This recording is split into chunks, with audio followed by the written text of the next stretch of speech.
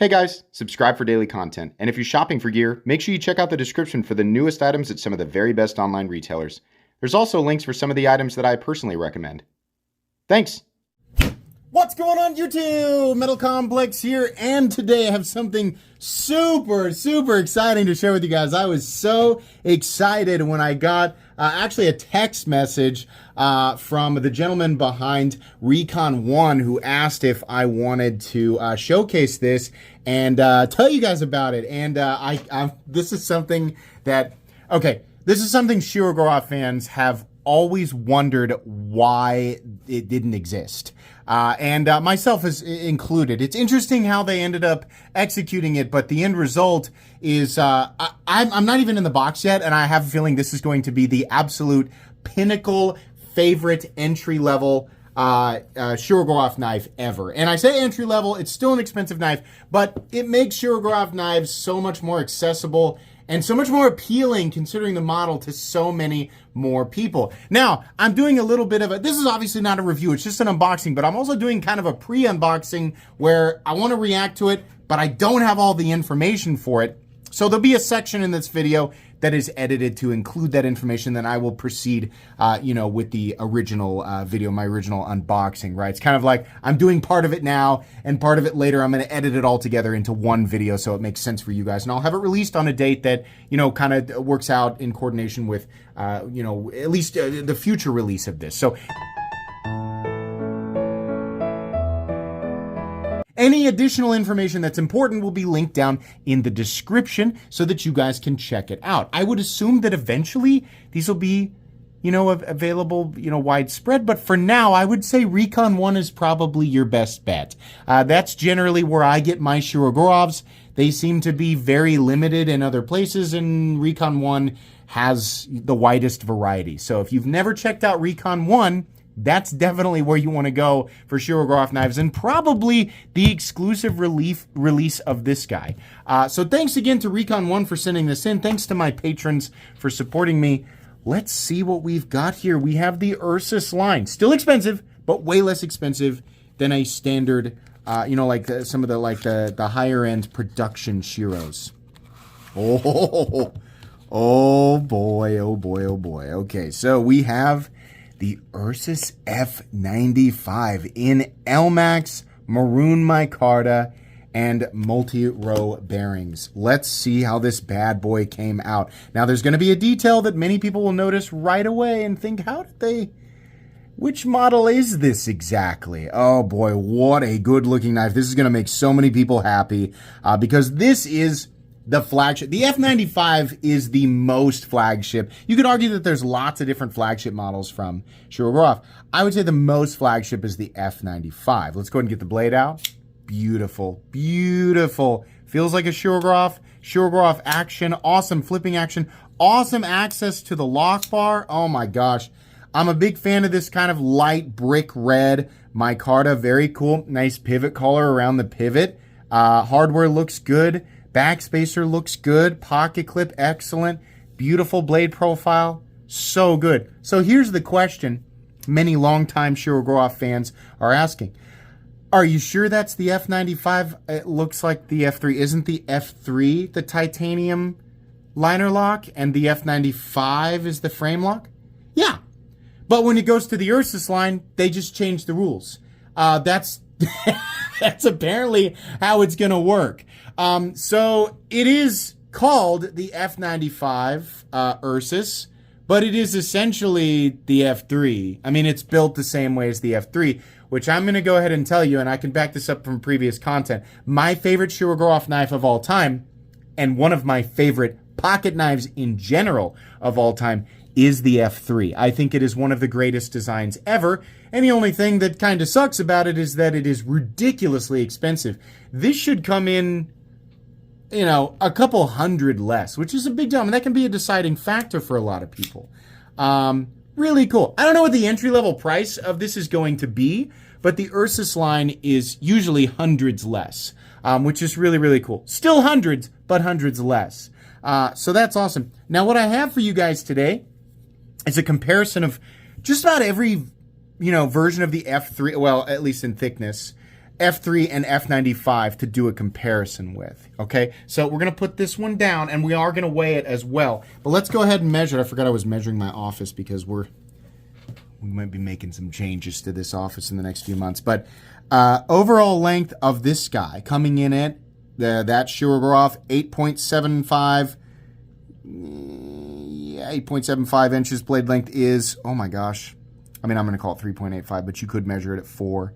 And then, yeah, cutting edge length also about 3.85. So let's put it up against, this is my full-size, full-thickness F95. I think this is the NS. It was like 1100. So your overall length and size, cutting edge, everything should be about the same. The camera angle is tilted, so let's put it like this. There we go. So this is officially where we're at. But your thickness, right? The thickness between the two, obviously this one's going to be a little bit thicker. We got some pretty hefty liners here, which I'm glad we don't want to go too dainty. Obviously, with this being exposed frame lock, it can be thicker in material, but still thinner overall than the combination of the micarta and titanium here. And by the way, I know people are going to ask me, but I am 99% certain that we have a steel lock bar insert on the inside here. Yeah, in fact, you can see it right there. There's your insert and the little line. So, very good. Now, let's put it up against the full thickness F3. This is my favorite folding knife of all time. So, obviously, it's going to be the same profile, right? So, this is the full thickness F3. So, this guy has the thinner blade stock. It's going to have thinner cutting geometry. And your thickness overall between the two, we can see right here, it's almost identical. So I've got a thinner one here. Now this one's in Elmax and it's in like an Alatex, right? So overall, I think these will probably be absolutely identical. Boy, it really looks like it. Absolute. And then, I mean, like this one's only going to be a hair thicker because the blade stock is thicker, I would assume. I mean, it really feels like it's almost the same. Yeah, it is maybe ever so slightly. It's hard to tell because it's contoured and it's chamfered differently at the edge. But you can see that the blade stock is different between these two. And then we also have an F95, one of the newer ones with the thinner blade. So this will be like the thinnest, right? So same. These two are the same. They're both F95. And then this is the one with the liners, the new one here, the Ursus. You can see here the thickness side by side and the thickness here. So this guy is basically just as, I mean, the one that it matches up most closely with is this one. Not an Ursus series, but kind of in between. Like it's kind of standard production, but not quite the NS level, right? And as I've stated, these versions, like these versions of these knives, actually have thinner blade stock, so the cutting geometry at the edge is better. So you're getting all of that benefit, not quite as much detail, right? I mean, if we look at, for example, you know, some of the extra details in the F3NS and the F95, is it the Zero? Maybe this is the F95 Zero. I can't remember, but it's, I mean, there's like maybe some more details here. I kind of like that, you know, the little tri hardware thing. And the nice thing about this is I believe a standard hex head will fit. So it's not proprietary hardware. It's just shaped in a way to look proprietary, but the geometry of it will allow for a hex head to fit in there and turn it, which is really cool. I actually wish that we would see that more often. This is absolutely phenomenal. And for people saying, oh, it's weird, like why wouldn't they, you know, have made it a frame lock?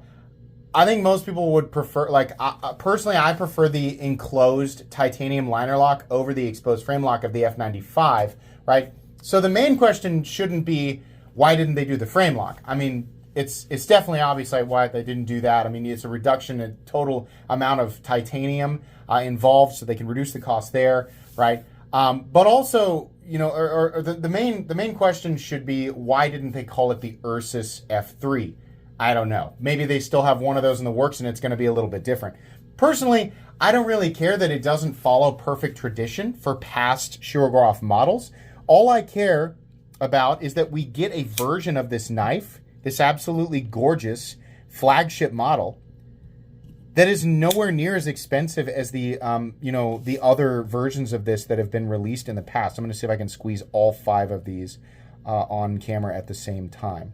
But this is it's the original folding steak knife. And whether it's the F95 or it's the F3, it's one of the best looking knives in existence. I hope that this image helps people. I'm really trying to put these together. But we have a great overall handle thickness, fantastic, same as always, fantastic access to the lock bar, wonderful pivot action.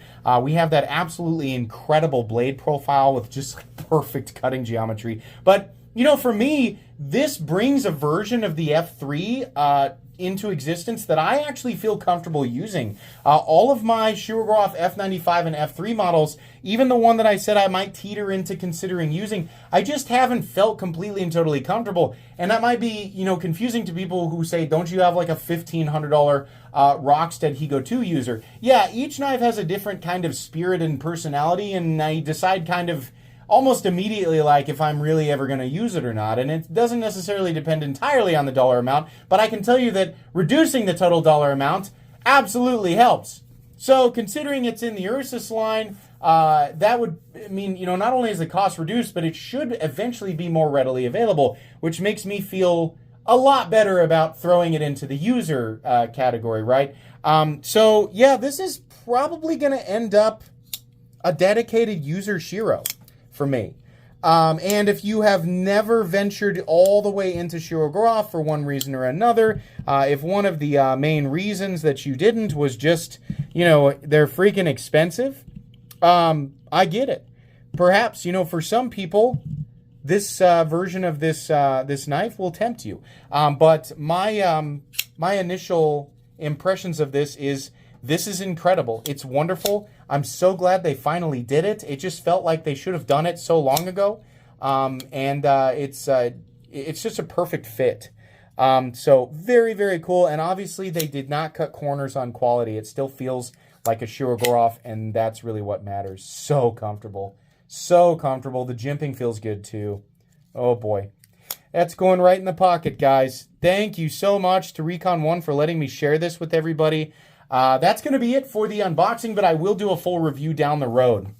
So hopefully I found a smooth way to inject those additional release details. Perhaps there was information on cost. If you didn't get everything that you wanted from wherever I put that information in the upload, check the description out, and perhaps Recon One will have additional information.